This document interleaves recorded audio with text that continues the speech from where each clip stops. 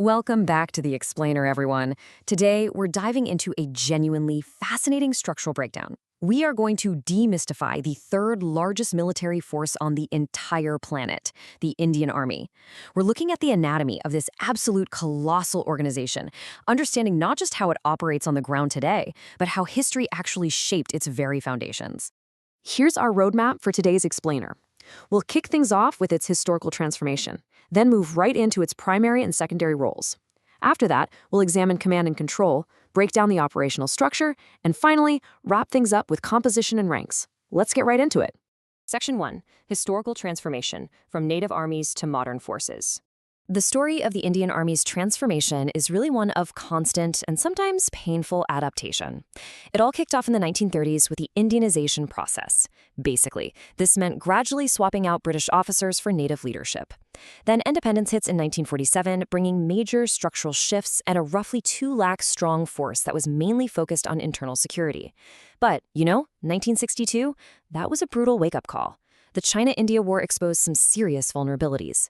This prompted a massive, and I mean massive, expansion to 8.25 lakh troops and the birth of specialized mountain divisions. Fast forward to 1975, the K.V. Krishna Rao report comes out and fundamentally upgrades the military's DNA.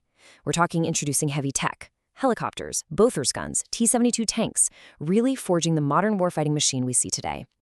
Section 2. Primary and secondary roles. The purpose. So what is this army actually tasked with doing every day? It's a fascinating duality, really. Their primary role is exactly what you'd expect. Absolute and uncompromising. We're talking fighting wars, guarding borders, and safeguarding the nation's territorial sovereignty from external threats. But there's an equally crucial secondary role, a domestic one. When civil administration gets completely overwhelmed by floods or earthquakes or other natural calamities, the Army steps in as the ultimate domestic safety net, providing immediate humanitarian support and disaster relief.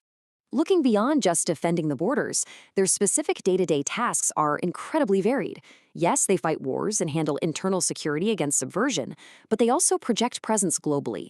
Think joint military exercises with friendly nations, and, this is a big one, they remain one of the major contributors to United Nations peacekeeping operations in places like Somalia and the Congo. So it's really a dual threat capability, securing the homeland from within while projecting immense geopolitical stability abroad. Section 3. Command and Control, Top-Down Authority. Now, you might be wondering, with such an incredibly powerful, heavily armed organization, who actually holds the reins? Who calls the shots? Well, the answer lies in a really strict civilian-led hierarchy designed to ensure democratic oversight. So, ultimate authority rests firmly with the President of India, acting as the supreme commander of the armed forces. From there, executive control actually cascades down through the elected political leadership, meaning the Union Cabinet and the Government of India.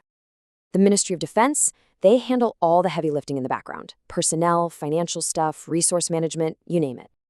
And finally, at the very top of the military structure itself, you've got the Chief of the Army Staff. Holding the rank of general, this figure operates a lot like the historical Senapati, basically the head of the king's army, executing the operational vision on the ground. Section 4. The operational structure, a macro to micro zoom. To really wrap our heads around this operational structure, we have to grasp the sheer scale of the organization. We're talking about an operational force of approximately 11 lakh active duty men and women. That is 1.1 million people. Directing 11 lakh people efficiently, that is an immense logistical and structural challenge. To solve that giant logistical puzzle, the force is decentralized geographically into 6 operational commands. These stretch from the freezing high-altitude glaciers of the Northern Command all the way to the scorching deserts of the Western Command. Plus, they have 1 dedicated Army Training Command. Each of these massive regional blocks is led by a general officer commanding-in-chief, who holds the rank of lieutenant general. Now, if we look beneath that command level, the anatomy of the Army gets highly modular. A command breaks down into multiple corps, which then divide up into specific divisions.